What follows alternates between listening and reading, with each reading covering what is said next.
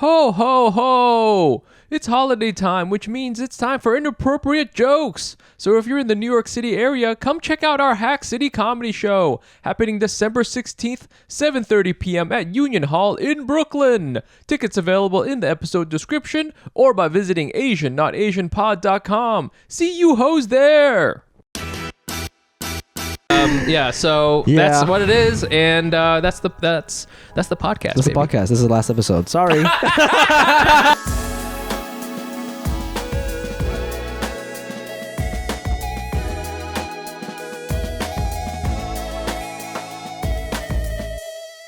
Welcome back to the Asian Not Asian podcast.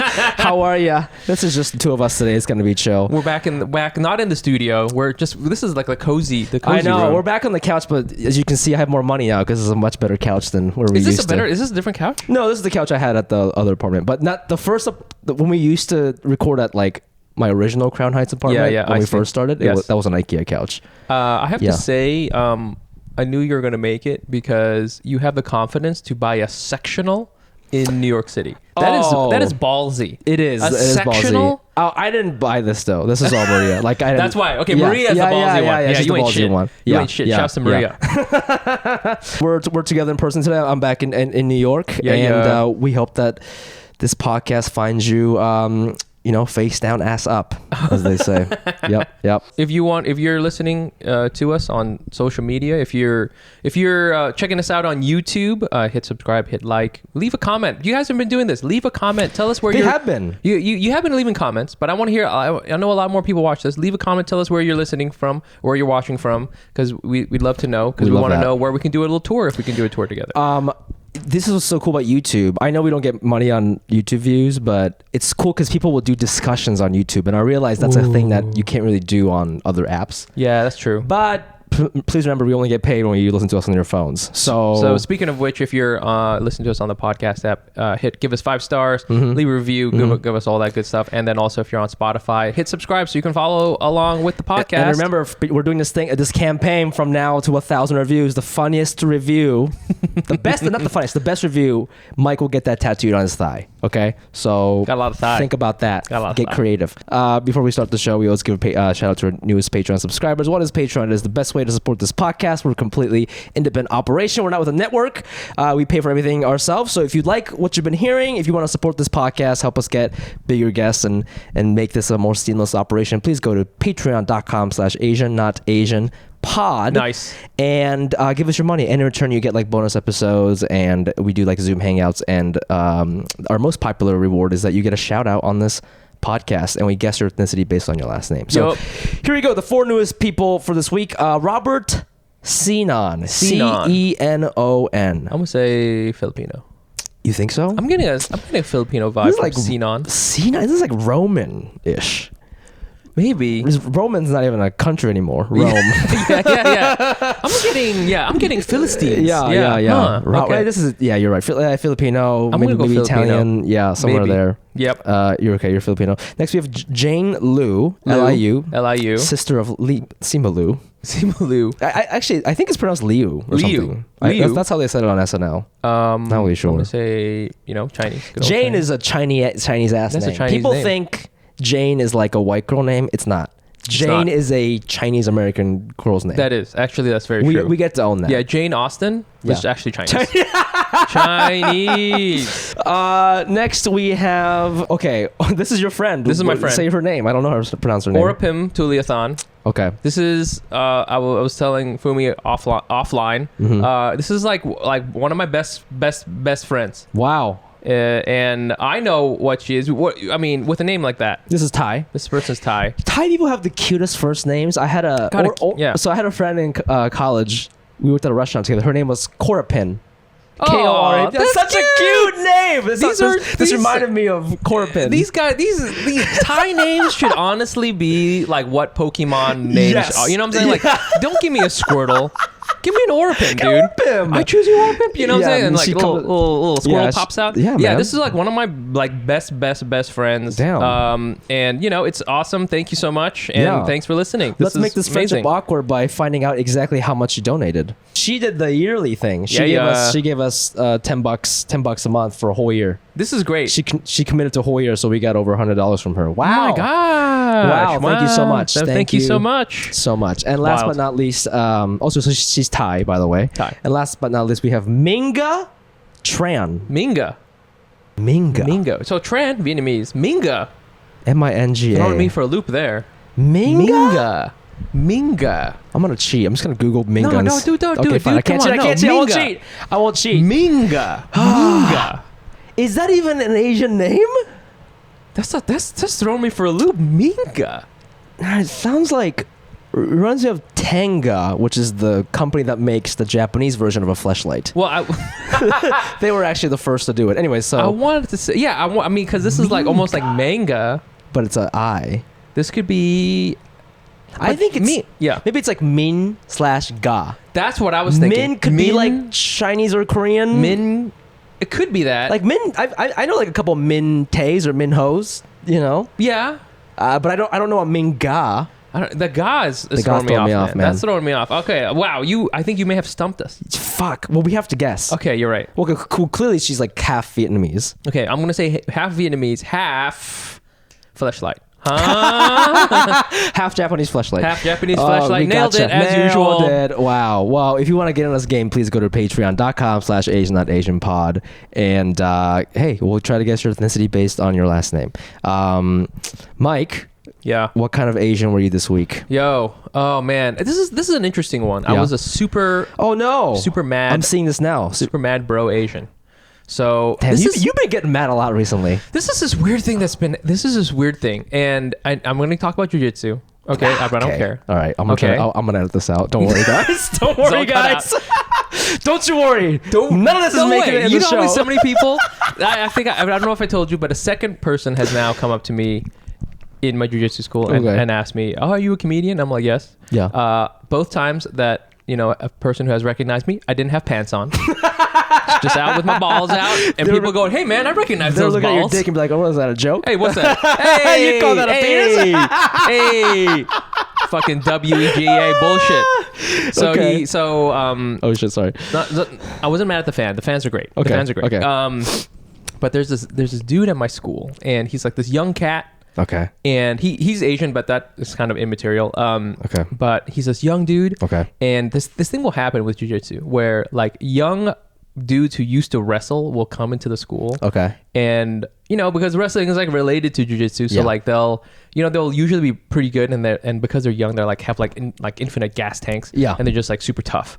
And there's this one kid who he comes in, and I'm gonna say it, my jiu-jitsu is better than his jiu-jitsu. Okay. But he's a good wrestler, and he is young, so he can like go like super hard. His energy is insane. Yeah. But he does this thing when we roll together. What does that mean? When we spar, right? When we spar together, he'll do this thing where he like kind of like, I think he's trying to amp me up, but he'll like say stuff to me during the sparring session. Oh shit! Like shit talking. Light shit talking. Kinda. He's not shit talking. That would like really be like over the line for me. What does he say? He'll say stuff. Okay, you got like a minute left. What are you gonna do? Something like that. Or like I'll try a submission and go, nice try, man. And I'm like, oh, I hate that. And I'm just like, what the fuck? And I'm getting that. super upset. And like every time I see him in class now, I'm like so mad about it. And I have to like talk to my instructor. You mean text? Yeah. Because your therapist is all. I had to talk to my text. Is a bot? I had to text my bot. I had to text my bot, and I was like, hello there. No, I had to talk to my coach, and I was like, man, you know what? I just gotta chill. And again, he's not doing anything really wrong. I bet you he doesn't even think about it. But like, it just like puts me in a bad mood. And it's one of those things where I haven't felt like this in a long time. The last time I felt like this was like in high school. Yeah. When somebody's like bullying you. Yeah. And, when they're just like giving you little remarks, and you're sort of like, I'm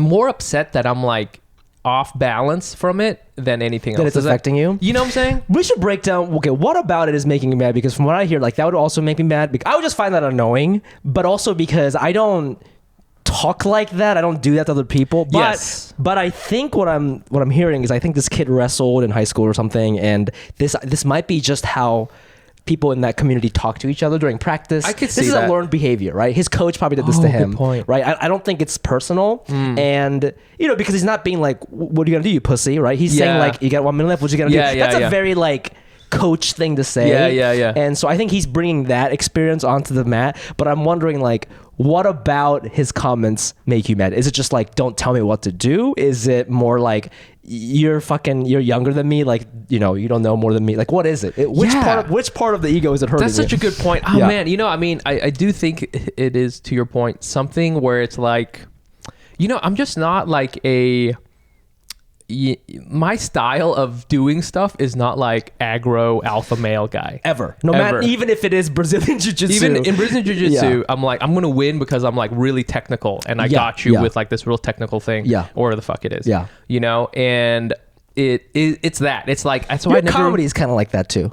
Yeah. You don't yell. You don't. I'm not a yeller. I'm not, but I'm gonna get you with like this thing that you didn't see was words there. And shit, Yeah, that's like my whole approach, and I think that was really what was bugging me, and like, just kind of like somebody, that like kind of, I've been seeing this thing on Twitter, it's like the masculine urge to something. Yeah. And it was like the masculine urge to like shit talk someone in a jiu-jitsu sports. class. Yeah. That's why I think if I like had ever done like a team sport, in team sports they were like always shit talking. Like back, Michael Jordan used to do that. Yeah. Oh my God, that would be like, oh, fuck up my brain. I just like, let's shut the fuck up and just do the thing. That's so funny. I'm so like not. That's so funny. You're like, you just want to do the homework, Just let me do the homework, bro. I feel you, man. Have you said anything to him? I didn't say anything to him. My whole thing is like to disappear. I'm just like going to avoid you. But if it's like, is it maybe, could you just, because first of all, you're not like professionals and this is just a class. I don't think it would be that big of you to be like, hey man, could you just not do that? It kind of gets in my head and I don't know. I wonder if you'd be allowed to say that. I actually think, what's crazy is that I was trying to think like, the last time I did feel like I got bullied in high school, it made me think about, how do you really like confront someone who's like this? Because in high school you can't like, hey buddy, can you stop doing that? Because that bully will just like, exactly, he'll dunk your head in the toilet or whatever. Fuck your girlfriend. It's a whole thing. It's a whole thing. So I guess now it's like, now we're adults and I could just like tell him, and I think maybe if like, it continues, I would just tell him. But I think that's why I had like a talk with my coach about it. I was like, like, this that's is so weird. funny. You had a talk with your coach. How old is your coach? Probably younger than you. Oh yeah, much younger than me. But I'm saying, like, I'm an adult. What did he say? He's like, okay, no problem. Like his job is to kind of like watch and see what's going on. Yeah. I feel like I can't be the first person this has happened to with this person. Oh, okay, so okay. He's knowing other people, maybe. I think so. So I'm just like, I'm gonna put it out there. You know what? I pay money for this. This is like this is supposed to be my chill space. So I don't want any of that. Just safe space. But at the same time, I'm also kind of like, I think it may be good for me. I sometimes think of things that which make me super mad is interesting. Like I think it's important for me to be like, if this was really bothering me, like to an extent where, I was like losing sleep over it, what is it that's really bothering me, so that I can absorb that into my turtle jiu-jitsu style and just like come up with something else, because I think I am going to encounter that. Yes. Either in real life or in jiu-jitsu, and I'm gonna have to like figure that out. Sometimes when you get super mad, it's more of like a reflection on you, Yeah. And that's like super. I mean, I'm not saying it's your fault. No. Like people shouldn't be pushing your buttons, but like it is interesting to know like, why do I have this button, and like what is it? Why do I have this button? Exactly. That's super interesting. Yeah. So I mean, it was more just like it. I didn't know that I could still be like wound up like that, I'm like I'm like old as fuck. Yeah. So it's funny that happened. But yeah, I mean, I'll keep you all posted. See, you know what I'm saying? Well, you should at least like, I don't know if you have a competition. If you go, I think the only way to really get back at him is to beat him. Right? I mean, I've tapped him before, but he's tapped me before too. And I mean, again, it's just like if we were in a competition, he would like he could kick my ass, because like he would take me down like a million times. I don't know if he would submit me, but he would just like kick me. It's this whole thing, buddy. Oh my gosh. It's this whole thing. Damn, dude. These young kids getting on under your skin. These young kids, I gotta just like, come on, man. You know what am I called? I'm the hard nut. Okay, I gotta be you're a tough nut to crack. I'm a tough nut to crack. Tough nut to okay, WWE style wrestler, worst wrestler there is. All right, how about you, Fumi? What kind of Asian were you this week? This week I was a New York Asian. Okay, Yes. I've been back. I'm back for Thanksgiving. Welcome back. I think, if you're a fan of the pod, you know that LA's been kind of difficult for me, so I try to come back as often as I can to do comedy, also just to be with my friends and just to be engulfed in whatever energy New York has to offer. But I was watching something recently. I think it was like an interview with Jerry Seinfeld or something, because I'm trying to get better at white guy comedy for my job. And he was talking about like the magic of New York for comedy, and it's just like everybody's always uncomfortable, and it's really good for comedy. And I think I'm definitely feeling that, because like the second I got here, I like caught up with a friend, and New York is just so chaotic. Everywhere you look. It really is. And I'm not saying like everybody's having a sex party. That's not the kind of chaos I'm talking about. It's just like everybody's life is like falling apart at any moment. Your life is falling apart because of this 21-year-old kid. Fucking 21-year-olds. And it's just not like that in LA, and I missed it. In LA, you ask somebody, it's just so funny. Like at work, where it's like also comedy writers, we should be all living crazy lives. Yeah. And I asked what people did over the weekend. They're like, we bought a dog, and I went to the dog, and it's like so nice. Everybody's really, somebody. She's like, I made lasagna and brought it to my friend who's in the hospital. Like nice people shit. I get to New York, I catch up with a friend, grab a coffee with an old friend, and he's like, yep, I found out this girl I'm in love with is an undercover cop. And she's been spying on me. Yep. And I'm like, what? Like this is just nothing like this would ever happen in LA. It was like so but I loved it. I was like, this is why people become funny. That's because crazy. You're just surrounded by these ridiculous There's just so things. much stuff going on. So much stuff going on, and you have to like be prepared at all times. So I feel too that the average New York person is like automatically tenfold funnier than your average LA. Like, because like I went and got my booster shot, and the guy who gave me my booster, so like I did it in one of those, the city sets up all these like free clinic buses everywhere. So you go inside this bus. It sounds weird, but like it's you go in there and there's all these like volunteer medical people. The guy who gave me my shot was like this Jewish dude. Yeah. Big old like Jewish dude, jolly guy. Yeah. Funniest guy. He was like one of those guys where it's like everything is like a boom. You know what I'm saying? He's like, but he's fast as hell. Yeah. So dude, his injection was way tighter than my 5 minutes. His injection speech, he did everything. Was like, all right, so you ready? Like take a breath, close your eyes. I'm gonna close mine too. Ha. Like, hey, don't bleed. I faint at the sight of blood. Everything was like a one. And at the end, he's like, I hope you enjoyed my jokes. Ha. I'm like, yes, this is the best. I set. love this. You need to open for me. Yeah. His name's AB. Shouts to AB. He was so funny. Yes. The person who I took the Hampton Jitney back. I didn't go to the Hampton, so fuck off. Yeah. I went to Long Island and I took it back. And the Jitney, it's just a bus, but it's like a bus, and the bus operator, the person who takes your ticket, not the driver. Yeah. She was the sassiest fucking, like, she was so fast on her feet. Yeah. People would talk to her and like kind of give her, so like, there's this lady who had like 2 seats, and the ticket person, this fast talking lady, was like, you need to move your shit, right? And so this lady was like, why do I have to move it? There's all these seats that you could have them sit everywhere else, and this ticket lady was so fast, she was like, I got seats everywhere. I got seats in the back. We got a driver's seat. You want to drive? and she shut that passenger up right away, but without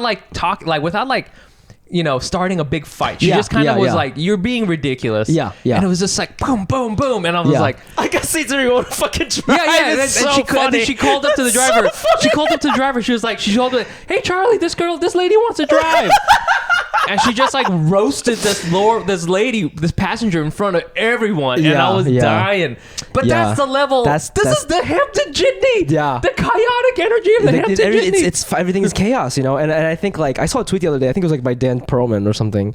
He said like, it was, I don't remember the exact joke, but the point was like, New York makes you so unhappy, you might as well just make money off of it, because he made a TV show about living in New York and how uncomfortable it is and dating and that stuff, like so even today, like Marie and I have thought about, like, so we have this table here, and like I put my bag here. I like to keep my stuff here because this is a New York apartment. It's very small. Yep. I don't have a room. Right. My clothes are right there. Yeah, there's your clothes. And we had a whole argument about like, she doesn't want my shit here. And I'm like, where am I supposed to fucking put it? It's New York. But like, we wouldn't have this argument in LA because my apartment in LA is fucking huge. We wouldn't have this argument. know.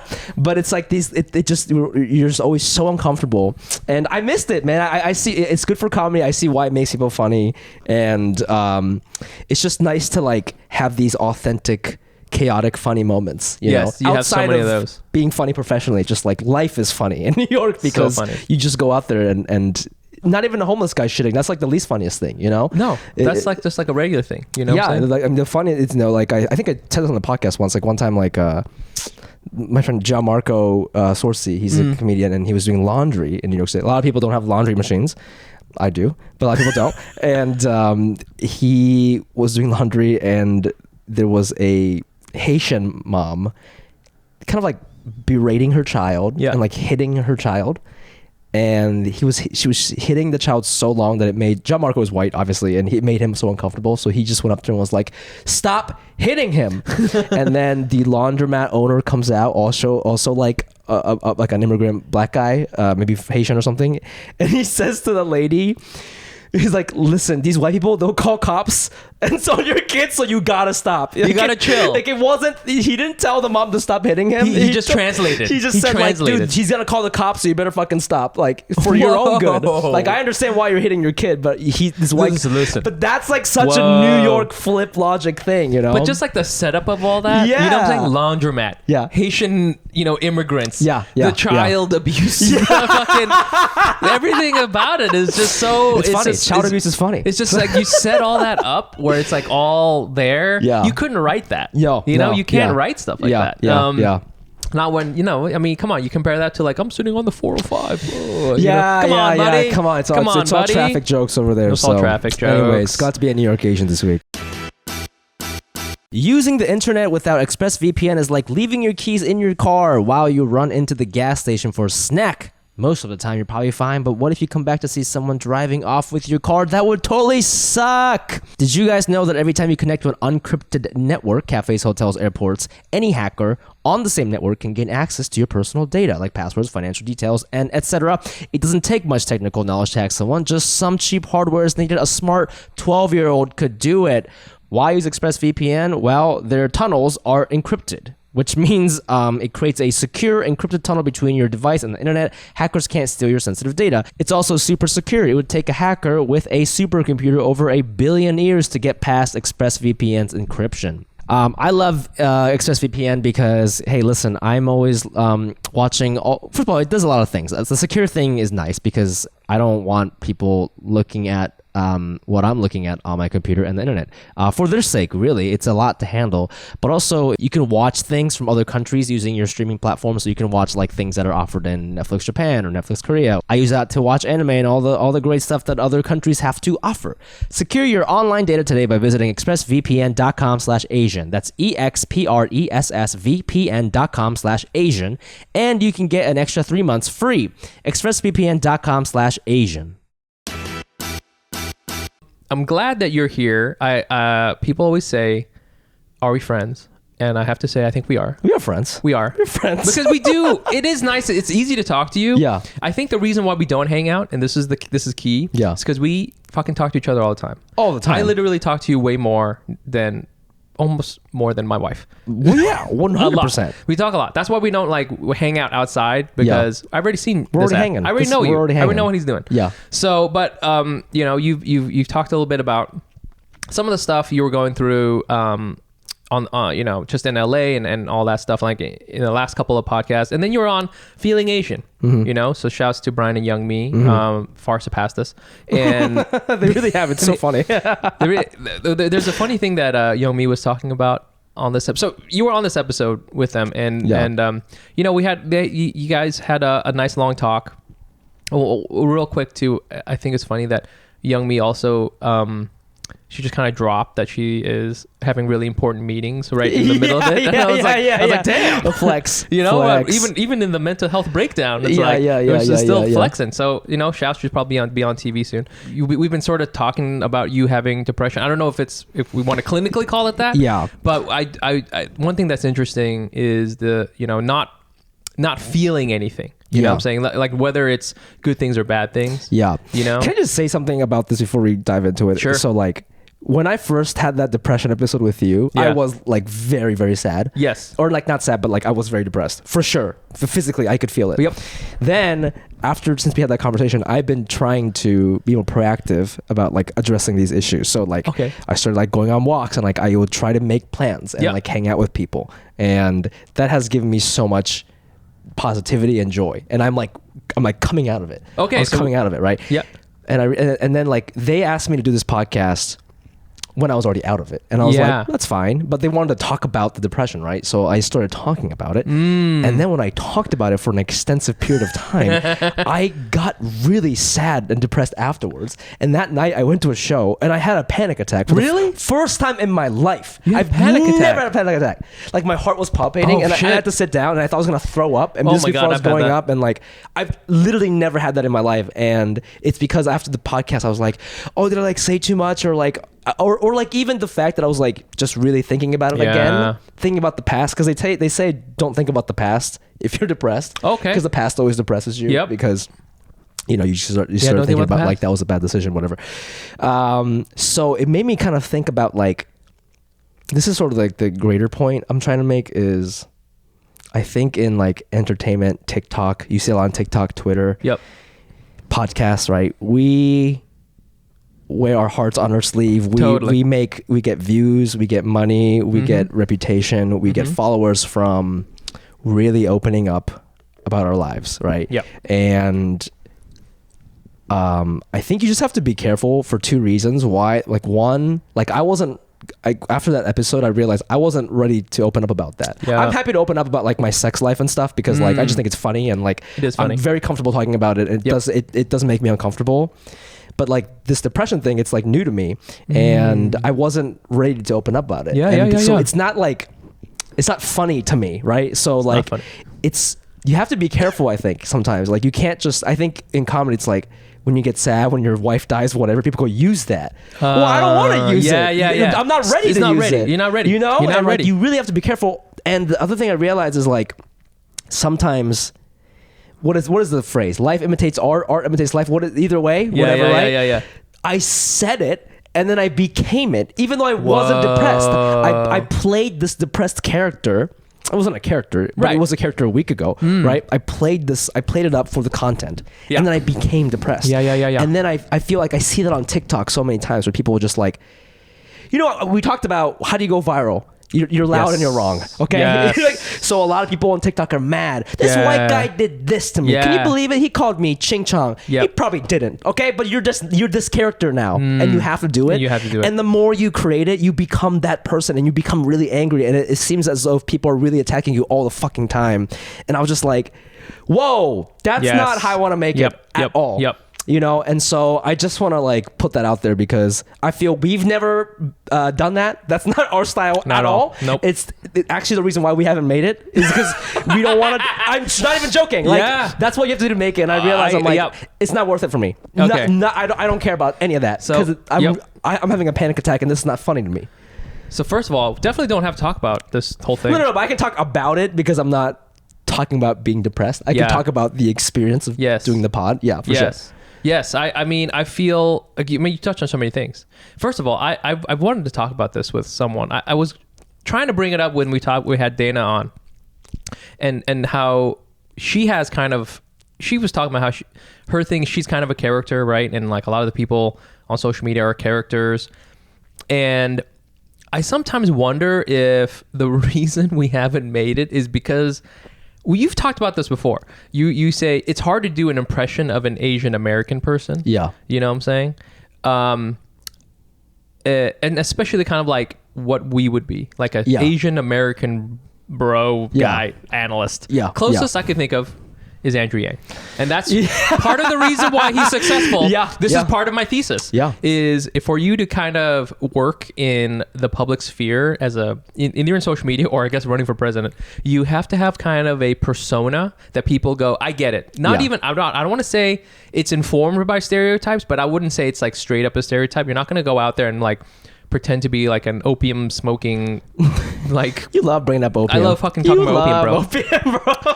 But like the reason why Donald Trump was and is successful is because he plays the part of I'm a successful businessman. Yes. He's actually not. He's not, but he feels like to somebody who doesn't know about business, that's what I think a business that's guy how is powerful it is. It's like people can look at his taxes and be like, no, he's in the red. And people go, no, he's a... I'm giving you the facts. Yeah. And they don't believe it. That's how powerful a brand is. Exactly. Yeah. Because he has like a fucking hotel named after him. Because you think that when you're a rich business tycoon, you're going to be like Lex Luthor. Yeah. Right? And that's what you think a business guy. The actual richest business person is obviously Elon Musk, and he's a weirdo. Yeah. But, like... this is like the power of that brand. Yeah. And so I think sometimes I'm like, to your point, you got, this brand has to like evoke a lot of feelings. It could be anger. A lot of times it's anger or like disgust or so sometimes it's just like, you want to feel good. But I was trying to think, Dana Donnelly has a character, right? It's like this kind of, it's like a valley girl. SoCal valley girl, smokes weed and just chill, There's I follow a bunch of people who are like sports bros, right? Who are really funny but it's like the frat bro, right? That really works well on social media. What is like that thing for, dude? You know what I'm saying? And did you see? Hold on, did you see Nigel is going on a fucking world tour? He's going on a world tour. World tour. This is a dude. We had him on the pod. Like he's year ago. Very nice. He's super nice. Nice. He's very funny. He's very smart. But like legit, he's just like a homie of ours. What is he? A fucking he's like the Rolling Stones now. He's like going on a fucking world tour. World tour. I mean, only Russell Peters can do that. It's like him and Nigel. It's nuts. It's nuts that he can do. I mean, his tour is like, like as big as Ronnie or bigger than Ronnie's. Yeah, it's the latching thing is so key, and I think I don't think it means we can't not make it, because that's what writers are. I've noticed that a lot of people I work with, I'm like, oh, you're not an internet person at all, and you have a dog, and you have a family, and you barbecue on weekends, and you just like in the corner, you're like in the shadows, you're like doing the comedy thing, and you're making it, and like that's cool, but like. I don't know. It's like ultimately what it comes down to is I don't think you and I ever feel comfortable saying I hate this thing. Right.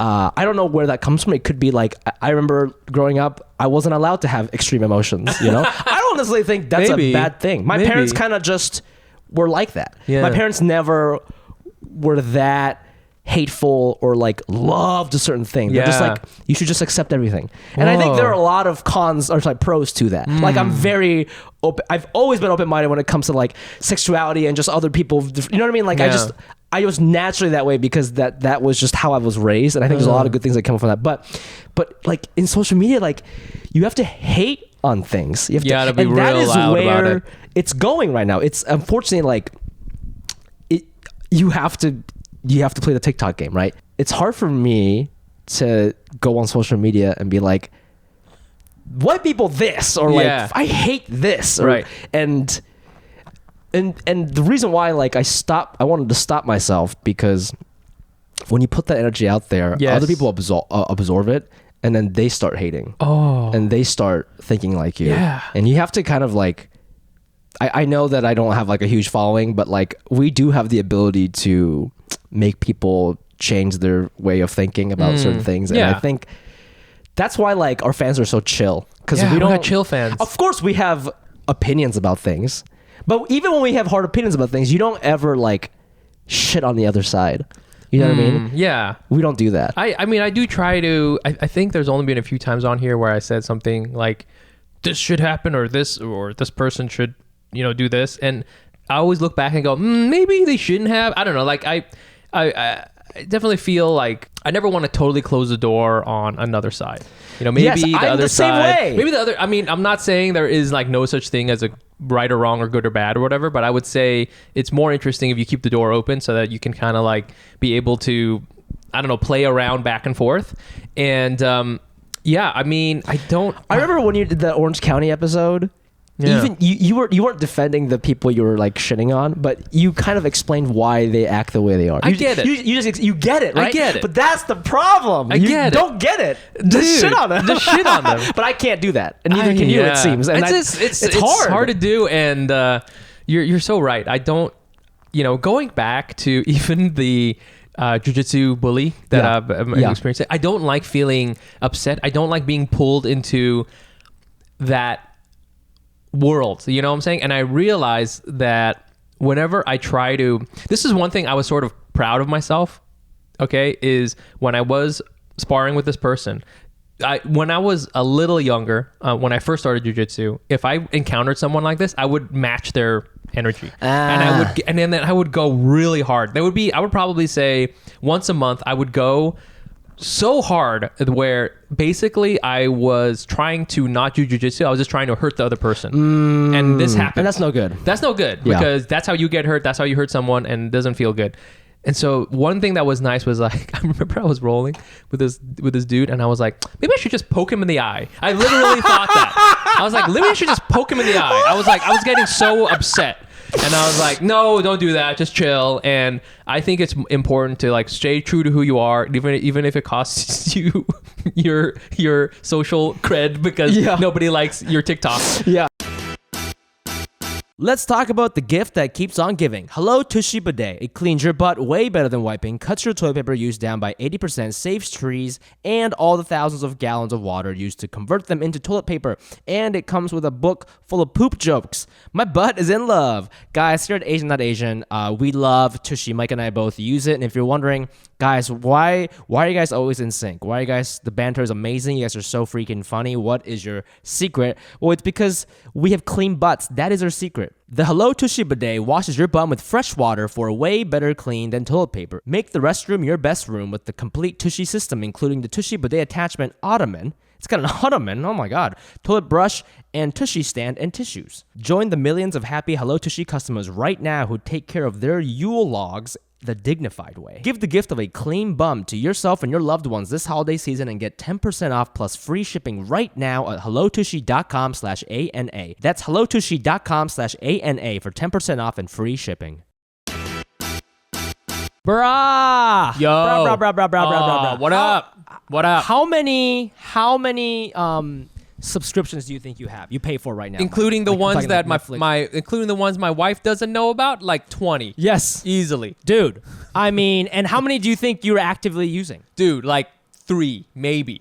You know what I'm saying? That's crazy. So you're literally wasting like hundreds and hundreds of dollars every month, money that you could be contributing to the Patreon. If I'm being completely honest, it's true. But you know what Patreon. It is that a lot of times these subscription services make it like super freaking hard in order to cancel it because it's like buried in something, or you got to do some weird thing with like 2 different phones to confirm some ish like that. It's crazy, man. All right? Absolutely. And what we got to do is we got to fight back against scammy subscriptions with TruBill. TruBill is the new app that helps you identify and stop paying for subscriptions you don't need, want, or simply forgot about. On average, people save up to $720 a year with TruBill. Because companies make subscriptions hard to cancel, TruBill makes it incredibly simple. Just link your accounts and TruBill will cancel your unwanted subscriptions in one tap. And your TruBill concierge, is there when you need them to cancel unwanted subscriptions so you don't have to, and maybe other things if you're nice to him or her. Ooh. No, it's very fancy. Yeah, man, I use TruBill. I canceled like a whole bunch of stuff. It saves me like $30. It saved me like $30 a month. I'm going to save like over like $300 this year alone, man. It's crazy. That's amazing. What are you going to do with that money, you think? I'm probably going to, just buy socks. Nice. TruBill has over 2 million users and helped save them over $100 million. Ooh-wee. Okay, don't fall for subscription scams. Start canceling today at TruBill.com/Asian. Go right now, TruBill.com/Asian. It can save you thousands a year. TruBill.com/Asian. To kind of bring this all back even to kind of like mental health, like I got into a much better place after I realized what I wanted out of stand-up comedy. We had this whole long conversation, this is maybe like 10 or 15 episodes back about, it really was like, I like came to an epiphany where I was like, it was almost like me and stand-up had a handshake. I was like, this is what I want. And stand-up was like, okay. And that's it. And that, and which is just, if I go up enough, I'm not guaranteed to be famous. I'm not guaranteed to even be super funny, but I will get a chance to do more jokes. Yeah. And I will get better at it. Yeah. That's the thing I want. Yeah. And as long as I get that, that's okay. Everything else, you know, I think if you get into, you know, into whatever passion you want, and you come to this realization that actually you have this passion, but you also want all these other things. Yeah. Fame, money, whatever. And that's where you get fucked up, because then you're like losing sight of the thing you care about. And then you have to have you have to have an honest conversation with yourself about what it is you want. Because some people, they do stand up and they say they just want to be good at stand up or whatever, but actually they want to be famous. That's okay. But you got to be honest with yourself. Yeah. I want to be famous. Yeah. That's okay. Just say it. Yeah. And then you should work on that. That, like, you know, I think once you, that there's something in your brain that, like, once that lines up, you feel a lot better, because now you're honest with yourself. It's like, you know, you're like in an open relationship or whatever. Yeah. You want to be in an open relationship, just say it. Say it. And then you can start working on that. Or if you don't want to have that, then say that too. Yeah. Yeah. But it's you get fucked up when you're like, oh, I don't want an open relationship, but then you do, and that's, you know, or the right reverse of it, and that's where you get fucked up. That's a great point. I mean, I think it all does come down to honesty and what you want. I think for me, a long time, like, I guess I didn't really know,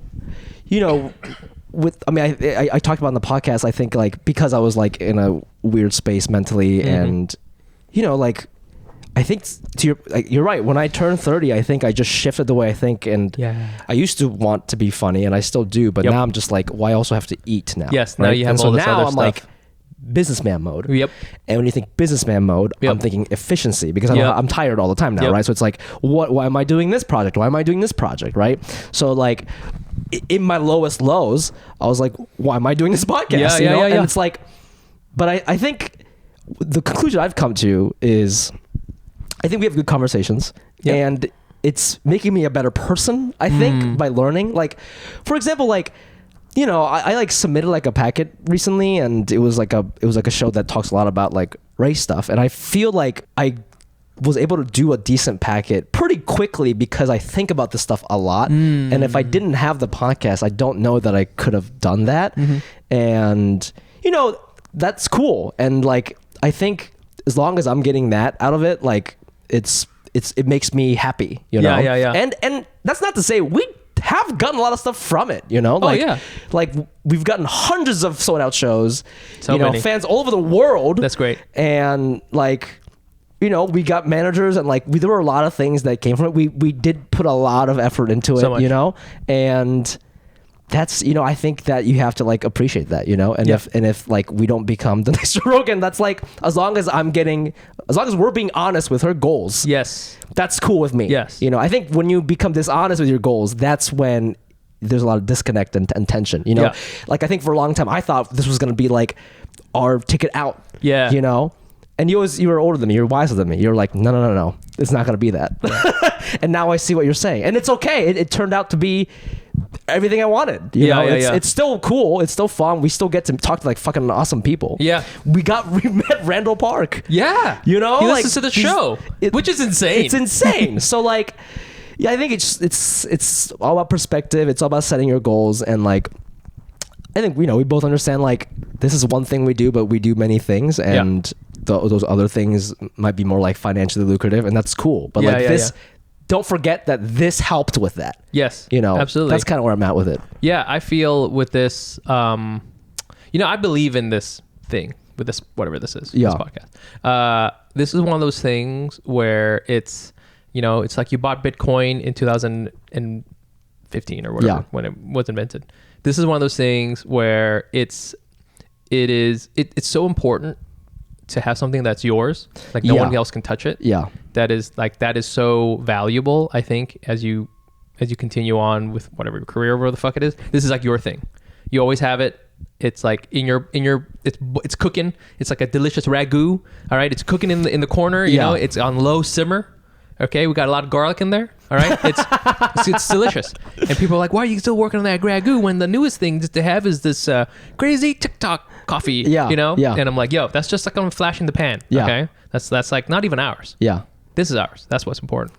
For sure. But I that was the last thing I wanted to talk about. I heard on the podcast. I was like, damn, does FUMI not want to do this podcast anymore? And I was like, finally, we can stop. We can finally stop. But you know, like where are you with it? You know, as your life starts to kind of change, and you know, different priorities come, and you know, you're getting older. You're no longer in your 30s. Like, you know. Yeah. I'm sure you've had these thoughts. I have, but it's never like coming from a place of hate or negativity. No. It's just like, let's be real for a second and see where I'm at. Yeah. You know? I mean, for, you know, I think that is, you know, as you know what somebody sent me the other day on Instagram, a fan DM'd me and was like, hey, you remind me of this character, and sent me Master Roshi. Master Roshi from Dragon Ball. And I was like, is this a good thing? She's like, yeah. But then I was looking at it. I was like, first of all, Hawaiian shirts. Yes. Yeah. Big glasses. Yes. Yeah. Turtle back. Yeah. Love turtles. I love turtling in jiu-jitsu. Used to be pervy. Yeah. Used to be pervy. Is that his thing too? Yes. Yeah. I'm into that. Yeah. So I was like, I am Master Roshi. I need to learn more. This is one of my confessions, is that I've never read all of Dragon Ball. Well, it's too long, so it's way too long. Nobody's fault. Okay. So, you know, I think I've gotten more Master Roshi-ish as I've gone along, and I know when something is worth it. Yeah. You know? Yeah. Like, I know this is something worthwhile. Like, whether it's a relationship, a job, or whatever. I know that this is worthwhile, and those things are very rare. Yeah. And you should hold on to that when you get it. You know what I'm saying? And of course, you should do the sort of cost-benefit analysis. Sure. But this is like the thing. Well, it's pretty efficient. Now we're very efficient. You know, we've hired, so far we have 2 employees now. We have so many people. I know. That is so funny to me. We do have 2 employees. Even maybe actually we have more. We have like 2 freelancers too. Oh yeah. We have 2 other freelancers who work with us or whatever. Yeah. We have an animation guy, we have a flyer guy. We have an animation guy, we have a flyer guy. We have a meme guy who helps us with memes because we're so old. We're so old. We don't want to do it. It's so funny because you're right. I want to keep working on that ragu, and I don't have time for this like TikTok like coffee latte that's popular right now. I'm working on this fucking goddamn ragu in the back. It's worth it. And we've done creative stuff enough where we know if something is like, you know, you get so tired. Like, I'm sure you've written your 100th sketch, and you're like, what's gonna happen with this? What's gonna happen with this? You know, like maybe it gets like 100,000 views on YouTube or where the fuck it is, and that's cool. But like, you know, when something is like, you're just doing it because you need to do it and it needs to get done, and that's fine. And there's other times when you're like, this is something where I believe in this. Yeah. You know, same with my stand-up. I believe in it, and I think good things will come, and I enjoy doing it, and that's enough. Yeah. You know what I'm saying? Yeah. It will pay dividends. I believe it will, because valuable things are really hard to find. True value, you know? Yeah. This just became fucking business talk. True value, delta T. So that's what it is, and that's the podcast. That's the podcast. This is the last episode. Sorry. Oh my god, that'd be great. Anyways, thanks for listening. Thanks for supporting. We love you. Yeah. We got some cool guests lined up. We do have great guests. Well, we had a cool guy lined up, and I fucked it up. So we'll see if we can get that guy back. Okay, we'll get him back. But yeah, it should be more fun things to come. Mike and I will be at SKETCHFEST. SF SKETCHFEST. January 22nd, 23rd, that weekend. We're doing a bunch of different shows. Mike is doing a bunch of different shows. I'm headlining 2 shows at the Punchline. Tickets are actually in my Instagram bio link if you want to check it out. Yep. We'd love to see you. We're not allowed to do a separate show because we signed some contract that says we can't do shows outside the festival, but we'll be there. Yeah. 21 and 22. Sorry, 21 and 22. 21 and 22, January 21 and 22 of 2022. Yeah. We'll be in San Francisco. I'm doing Asian AF. That's one of the shows. Oh yeah. And then I'm doing another stand-up show on Saturday. Fumi's doing again 2 shows, headlining 2 shows. So between the 2 of those, you got to pick which is your daddy. I don't think we overlap that much. So no, you can definitely see. Well, you're doing like 3 shows. There's so many. Yeah, just come and hang out. Love and say to see hi. you guys. Love to see you guys. And that would be wonderful. Yeah, man. Yeah, come get tickets. All right, so hope to see you in San Francisco, and don't overshare. Okay, we love you. Don't talk about your feelings. Don't talk about your feelings. Okay, bye. Bye.